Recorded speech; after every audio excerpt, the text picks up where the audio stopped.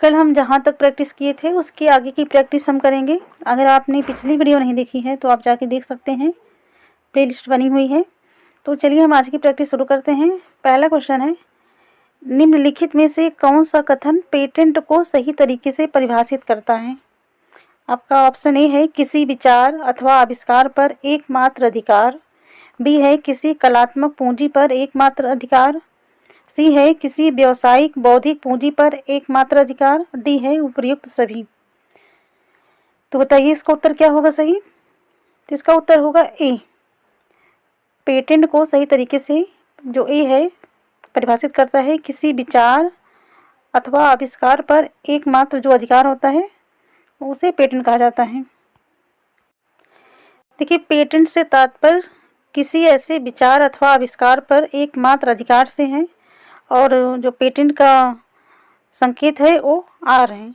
क्या है? आर है। और जैसे किसी कलात्मक पूंजी जैसे किताबें, लेख या चित्र आदि पर एकमात्र अधिकार को कॉपीराइट कहा जाता है। क्या कहा जाता है? किताबें, लेख या चित्र आदि पर जो अधिकार होता है एकमात्र अधिकार उसे कॉपीराइट कहा जाता है। इसका संकेत सी होता है। अब देखिए किताबों में ऐसे सी ऐसे बना हुआ रहता है। तो जो कलात्मक पूंजी जैसे किताब, लेख या चित्र आदि पर एकमात्र अधिकार को क्या कहते हैं? कॉपीराइट कहा जाता है, और इसका संकेत क्या है? सी है। और जैसे व्यावसायिक या बौद्धिक पूंजी के स्वामित्व को ट्रेडमार्क कहा जाता है। व्यावसायिक और बौद्धिक पूंजी के स्वामित्व को क्या बोलते हैं? ट्रेडमार्क कहा जाता है, और इसका संकेत जो होता है एम होता है। तो आप तीनों में अंतर समझ गए होंगे। अगला क्वेश्चन है, नीचे दिए गए कथनों में से कौन सा कथन सतत पोषणीय विकास को परिभाषित करता है? आपको बताना है कि सतत पोषणीय विकास को कौन सा कथन परिभाषित करता है। आपका ए है आर्थिक विकास के लिए संसाधनों का उपयोग, बी है प्राकृतिक संसाधनों का सभी लोगों के बीच समान रूप से वितरण, सी है संसाधनों का उपयोग करने की आवश्यकता और भविष्य के लिए उनके संरक्षण में संतुलन बनाए रखना, डी है संसाधनों का पर्याप्त दोहन ताकि वर्तमान पीढ़ी की आवश्यकता की पूर्ति हो सके। तो बताइए सतत पोषणीय विकास को कौन सा कथन सर्वाधिक परिभाषित करता है? उत्तर होगा इसका सी, संसाधनों का उपयोग करने की आवश्यकता और भविष्य के लिए उनके संरक्षण में संतुलन बनाए रखना। क्या? संतुलन बनाए रखना, यही इसका सही उत्तर होगा। देखिए, संसाधनों का सतर्कता पूर्वक उपयोग करना और उन्हें नवीकरण के लिए समय देना संसाधन संरक्षण कहलाता है। संसाधनों का उपयोग करने की आवश्यकता और भविष्य के लिए उनके संरक्षण में संतुलन बनाए रखना ही सतत पोषणीय विकास कहलाता है। अर्थात संसाधनों का सावधानी पूर्वक उपयोग करना ताकि न केवल वर्तमान पीढ़ी की अपितु भावी पीढ़ियों की आवश्यकताएं पूरी होती रहें। अगला क्वेश्चन नंबर आपका तीसरा है, संसाधनों के संदर्भ में नीचे दिए गए कथनों पर विचार कीजिए। पहला कथन है, वे संसाधन जिनकी मात्रा ज्ञात होती है उन्हें वास्तविक संसाधन कहते हैं। दूसरा है, वे संसाधन जिनकी संपूर्ण मात्रा ज्ञात नहीं हो सकती उन्हें संभाव्य संसाधन कहते हैं। तो उपयुक्त में से कौन से कथन सत्य हैं आपको बताना है। ए केवल एक, बी केवल दो, सी एक और दो दोनों, डी ना तो एक और ना ही दो। तो कौन सा कथन सही है? उत्तर होगा इसका सी, एक और दो दोनों। देखिए, वे संसाधन जिनकी मात्रा ज्ञात होती है उन्हें क्या कहते हैं? वास्तविक संसाधन कहते हैं। जिन संसाधनों की मात्रा ज्ञात होती है उन्हें क्या कहते हैं? वास्तविक संसाधन। और वे संसाधन जिनकी संपूर्ण मात्रा ज्ञात नहीं हो सकती उन्हें संभाव्य संसाधन कहते हैं। देखिए, जो वास्तविक संसाधनों की मात्रा ज्ञात होती है जिनका वर्तमान में उपयोग भी किया जा रहा है, उदाहरण के रूप में जैसे रूर प्रदेश का कोयला, पश्चिम एशिया का खनिज तेल आदि। और जो आपका क्या बोलते हैं, आपका जो संभाव्य संसाधन है इनकी मात्रा ज्ञात नहीं होती है किंतु इनका उपयोग भविष्य में किया जा सकता है। उदाहरण के रूप में लद्दाख में पाया जाने वाला यूरेनियम। अगला क्वेश्चन नंबर अगला है, निम्नलिखित में से कौन से अजैव संसाधन है? पहला है मृदा, दूसरा है चट्टानें, तीसरे हैं वृक्ष, चौथा है खनिज। कोड की सहायता से उत्तर देना है। ए है केवल 2 और 4, बी है केवल 1, 2 और 4, सी है केवल 4, डी है 1, 2, 3 और 4। तो बताइए इनमें से अजैव संसाधन क्या है? इसका उत्तर होगा बी, केवल 1, 2 और 4। पहला मृदा, चट्टानें और खनिज, ये क्या है? अजैव संसाधन है। तो संसाधनों को, एक मिनट, संसाधनों को उत्पत्ति के आधार पर 2 भागों में बांटा गया है। एक हो गया आपका अजैव और दूसरा जैव। तो अजैव में क्या आएंगे? अजैव संसाधन निर्जीव वस्तुएं होती हैं। जो अजैव होंगे निर्जीव वस्तुएं होंगी, वस्तुएं होती हैं, जैसे आपकी मृदा हो गई, चट्टानें हो गई, खनिज आदि। वहीं जैव संसाधन क्या होंगे? पौधे, वृक्ष, जंतु आदि, ये सभी क्या होंगे? जैव संसाधन होंगे। अगला क्वेश्चन है मृदा निर्माण के संबंध में नीचे दिए गए कथनों पर विचार कीजिए। पहला कथन है मृदा अपक्षय की प्रक्रिया के माध्यम से बनती है। मृदा अपक्षय की प्रक्रिया के माध्यम से बनती है। दूसरा है वनस्पति, प्राणी और सूक्ष्म जीव ह्यूमस निर्माण की दर को प्रभावित करते हैं। तीसरा है उच्चावच, तुंगता और ढाल मृदा परिच्छेदिका की मोटाई को निश्चित करते हैं। तो उपयुक्त में से कौन से कथन सत्य हैं, आपको बताना है। ए है केवल 1 और 2, बी केवल 2 और 3, सी केवल 3, डी उपयुक्त सभी। तो बताइए इसका सही उत्तर क्या होगा?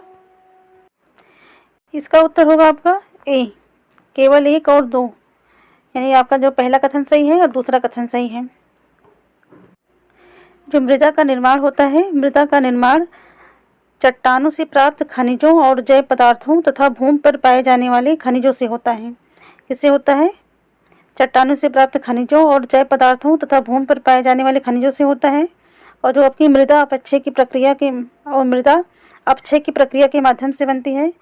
मृदा निर्माण की प्रक्रिया विभिन्न कारकों द्वारा प्रभावित होती है, जैसे जलवायु, तापमान, वर्षा, अपक्षय और ह्यूमस मृदा निर्माण की दर को प्रभावित करते हैं। और समय मृदा परिच्छेदिका की मोटाई को निश्चित करता है। यहाँ देखिए उच्चावच, तुंगता नहीं, समय जो है मृदा परिच्छेदिका की मोटाई को निश्चित करता है। तो यह गलत है। अगला प्रश्न है, और ये कथन है उच्चावच, तुंगता और ढाल ये मृदा के संचय को निर्धारित करते हैं। किसे निर्धारित करते हैं?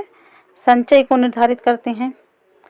और मृदा के रंग, गठन, रासायनिक गुणधर्म, खनिज की मात्रा एवं पारगम्यता को निर्धारित करते हैं। जो जनक शैल होते हैं, जनक शैल, वो क्या करते हैं? मृदा के रंग, गठन, रासायनिक गुणधर्म, खनिज की मात्रा एवं पारगम्यता को निर्धारित करते हैं। तो अगला क्वेश्चन है निम्नलिखित में से कौन सी विधि तीव्र ढालों पर मृदा अपरदन को रोकने के लिए सबसे उपयुक्त है? ए है रक्षक मेखला, बी है मल्चिंग, सी है वेदिका फार्म, डी है समोच्च रेखी जुताई। तो उत्तर है इसका सी, वेदिका फार्म। अगला क्वेश्चन है पहाड़ी ढालों पर मृदा अपरदन को रोकने के लिए निम्न में से कौन सी विधि सबसे उपयुक्त है? पहाड़ी ढालों पर मृदा अपरदन को रोकने के लिए निम्न में से कौन सी विधि सबसे उपयुक्त है? ए है समोच्च रेखी जुताई, बी है रक्षक मेखला, सी है मल्चिंग विधि, डी इनमें से कोई नहीं। तो उत्तर क्या होगा इसका सही? इसका सही उत्तर है ए, समोच्च रेखी जुताई। तो यह क्या करती है? पहाड़ी ढालों पर समोच्च रेखी जुताई मृदा अपरदन रोकने की सबसे उपयुक्त विधि है।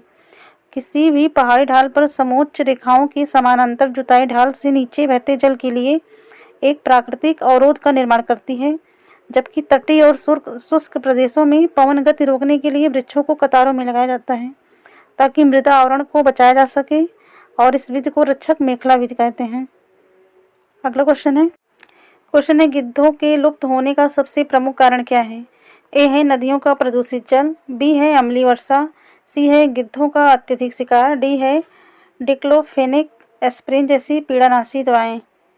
तो उत्तर क्या होगा इसका? इसका उत्तर है डी, डिक्लोफेनेक एस्प्रिन जैसी पीड़ानाशक दवाएं। तो अगला क्वेश्चन है यह वैश्विक नेटवर्क द्वारा जुड़े रक्षित क्षेत्रों की एक श्रृंखला है जिसे संरक्षण और विकास के बीच संबंध को प्रदर्शित करने के इरादे से बनाया गया है। उपयुक्त विवरण किसको निरूपित करता है?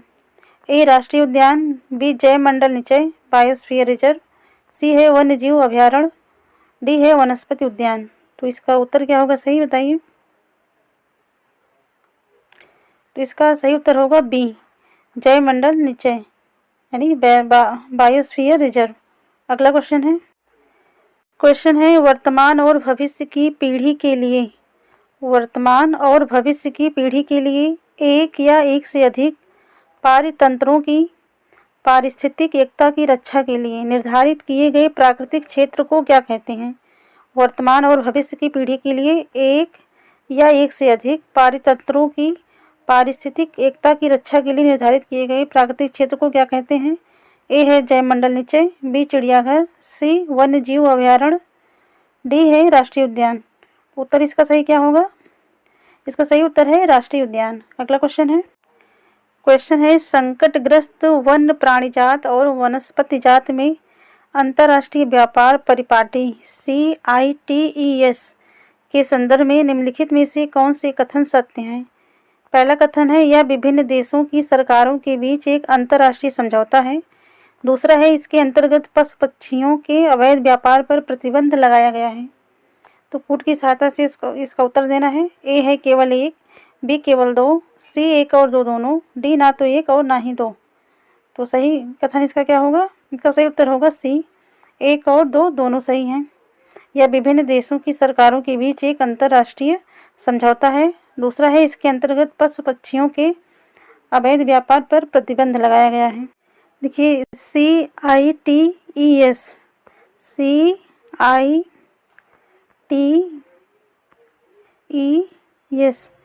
इसका फुल फॉर्म होगा the convention international trade endangered species of wild fauna and flora.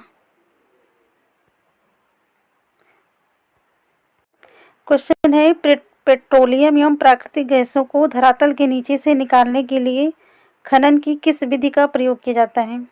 Petroleum एवं प्राकृतिक गैस को धरातल के नीचे से निकालने के लिए खनन की किस विधि का प्रयोग किया जाता है? तो ए है प्रवेदन, बी है कूपकी खनन, सी है विवृत खनन, डी है आखनन। उत्तर होगा इसका ए प्रवेदन। यहाँ देखिए विवृत खनन दिया गया है। तो विवृत खनन क्या होता है? खनिज जो कम गहराई में स्थित हैं, वही पृष्ठीय स्तर को हटाकर निकाले जाते हैं। तो जो कम गहराई में खनिज स्थित हैं वो पृष्ठीय स्तर को हटाकर निकाले जाते हैं, इसे विवृत खनन कहते हैं। और आपका जो कूपकी खनन है, जैसे गहन वेधन जिन्हें कूपक कहते हैं, अधिक गहराई में स्थित खनिज निक्षेपों तक पहुंचने के लिए बनाए जाते हैं, इसे कूपकी खनन कहते हैं। गहन वेधन जिन्हें कूपक कहते हैं, अधिक गहराई में स्थित खनिज निक्षेपों तक पहुंचने के लिए बनाए जाते हैं, इसे कूपकी खनन कहते हैं। और आपका जो ये प्रभेदन है, इसको आपने देखा इसका आंसर पेट्रोलियम में प्राकृतिक गैसों को धरातल के नीचे से निकालने के लिए खनन की जिस विधि का प्रयोग किया जाता है उसे प्रभेदन कहते हैं। तो पेट्रोलियम और प्राकृतिक गैस धरातल के बहुत नीचे पाए जाते हैं, उन्हें बाहर निकालने के लिए गहन कूपों की खुदाई की जाती है। तो जो गहन कूपों की खुदाई की जाती है तो इसे प्रभेदन कहते हैं। और जो आखनन हुआ आपका सतह के निकट स्थित खनिजों को जिस प्रक्रिया द्वारा आसानी से खोद कर निकाला जाता है, उसे आखनन कहते हैं। तो इस प्रश्न का उत्तर पहला है। अगला प्रश्न है, क्वेश्चन है धात्विक खनिज किन सेल समूहों में पाया जाता है? आपका जो धात्विक खनिज है किन सेल समूहों में पाया जाता है? ऑप्शन ए है आग्नेय एवं अवसादी, बी है कायांतरित एवं अवसादी, सी है आग्नेय एवं कायांतरित, डी है उपयुक्त तीनों। तो उत्तर क्या है इसका उत्तर है सी, आग्नेय एवं कायांतरित। तो आपका तो खनिज क्या होते हैं? प्राकृतिक रूप से प्राप्त होने वाला पदार्थ जिसका निश्चित रासायनिक संगठन हो, वह खनिज है। और संरचना के आधार पर खनिजों को मुख्यतः धात्विक और अधात्विक खनिजों में वर्गीकृत किया गया है। तो धात्विक खनिजों में धातु कच्चे रूप में होती हैं। धात्विक खनिजों में जो आपकी धातु होती है कच्चे रूप में होती है। और धात्विक खनिज जो हैं आपके आग्नेय और कायांतरित सेल समूहों जिनसे विशाल पठारों का निर्माण होता है में पाए जाते हैं। तो अगला क्वेश्चन है निम्नलिखित में से कौन से कथन सत्य हैं? पहला है अधात्विक खनिज अवसादी सेल समूहों में पाए जाते हैं। दूसरा है खनिज ईंधन जैसे कोयला और पेट्रोलियम कायांतरित चट्टानों के नीचे पाए जाते हैं। तो उत्तर क्या होगा इसका? कूट की सहायता से देना है आपको। ए केवल एक, बी केवल दो, सी एक और दो दोनों, डी ना तो एक और ना ही दो। बताइए इसका सही उत्तर क्या है? तो इसका सही उत्तर होगा आपका ए केवल एक। अधात्विक खनिज अवसादी सेल समूहों में पाए जाते हैं।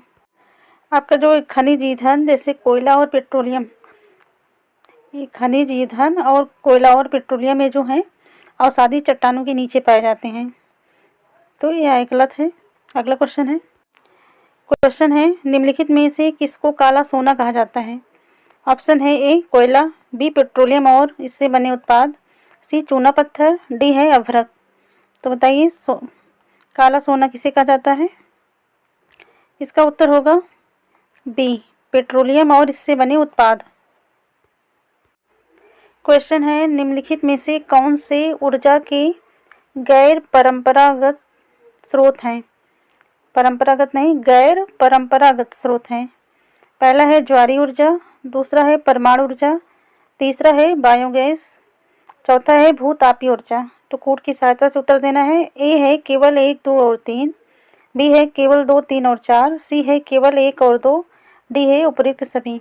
तो बताइए इनमें से ऊर्जा का गैर परंपरागत स्रोत क्या है? उत्तर इसका होगा डी उपयुक्त सभी। आपका ज्वारीय ऊर्जा, परमाणु ऊर्जा, बायोगैस, भूतापीय ऊर्जा, ये सभी क्या हैं? आपकी ऊर्जा के गैर परंपरागत स्रोत हैं। और आपकी जो ऊर्जा के परंपरागत स्रोत हैं वो कौन से हैं? आपका खनिज तेल हो गया, प्राकृतिक गैस हो गया, कोयला और लकड़ी, ये सब क्या है? ऊर्जा के परंपरागत स्रोत हैं। और ऊपर आपने जो देखा था ज्वारीय ऊर्जा, परमाणु ऊर्जा, बायोगैस और भूतापीय ऊर्जा, ये सभी क्या है? ऊर्जा के गैर परंपरागत स्रोत हैं। तो आप इसको याद रखे रहिए। अगला क्वेश्चन है निम्नलिखित में से भारत में भूतापीय ऊर्जा संयंत्र कहाँ स्थित है? पहला है नागालैंड, दूसरा है जम्मू कश्मीर, तीसरा है हिमाचल प्रदेश और चौथा है आपका मेघालय।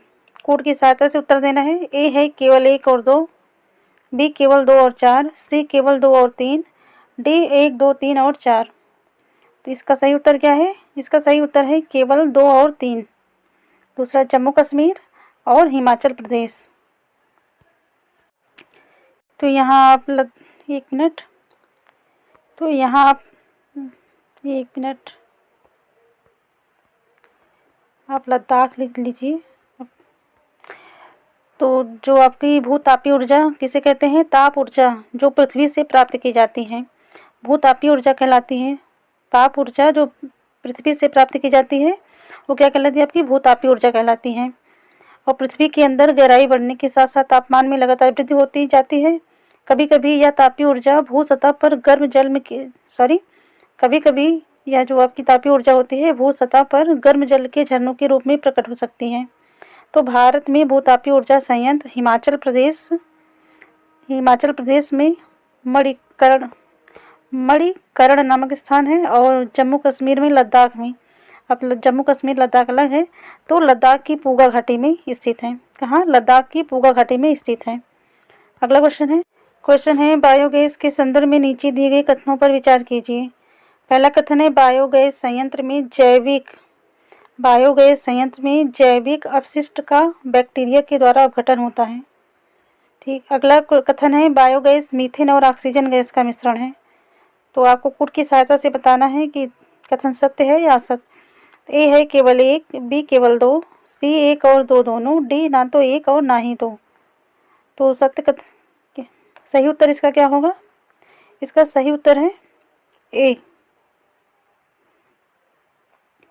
तो आपका जो बायोगैस संयंत्र में जैविक अपशिष्ट का इसका जो बैक्टीरिया के द्वारा अपघटन होता है। तो यह कथन सत्य है। बायोगैस मीथेन और ऑक्सीजन गैस का मिश्रण है। तो यह मीथेन और ऑक्सीजन का नहीं, मीथेन और कार्बन डाइऑक्साइड का मिश्रण है। तो यह कथन गलत है। अगला क्वेश्चन है विश्व का पहला ज्वारीय ऊर्जा स्टेशन कहाँ बनाया गया था? ऑप्शन ए है फ्रांस, बी है इंग्लैंड, सी है अमेरिका, डी है जापान। तो सही उत्तर इसका क्या है? इसका सही उत्तर है ए फ्रांस। अगला क्वेश्चन है, निम्नलिखित में से कौन सा एक खनिजों की विशेषता नहीं है? पहला है, ये प्राकृतिक प्रक्रियाओं द्वारा निर्मित होते हैं। बी, इनका एक रासायनिक संगठन होता है। सी, ए असामान्य होते हैं। डी, इनका वितरण असमान होता है। तो उत्तर बताइए, क्या इसमें से सही नहीं है? क्या इसकी विशेषता नहीं है? तो खनिज जो है प्राकृतिक प्रक्रियाओं द्वारा निर्मित होते हैं, सही है। इनका एक रासायनिक संगठन होता है, ये भी सही है। और इनका वितरण असमान होता है, तो ये भी सही है, क्योंकि खनिज जो है सभी स्थानों पर समान रूप से वितरित नहीं है, वे किसी विशेष क्षेत्र में या शैल समूह में संकेंद्रित हैं। और सी है, ए असमान होते हैं, तो यही जो आपका है, खनिज की विशेषता नहीं है। अगला क्वेश्चन है, तो इसकी आगे की प्रैक्टिस हम नेक्स्ट क्लास में करेंगे। तो अगर वीडियो अच्छी लग रही हो तो लाइक करें, शेयर करें, चैनल पर नए हैं तो सब्सक्राइब करें। थैंक यू, मिलते हैं नेक्स्ट क्लास में।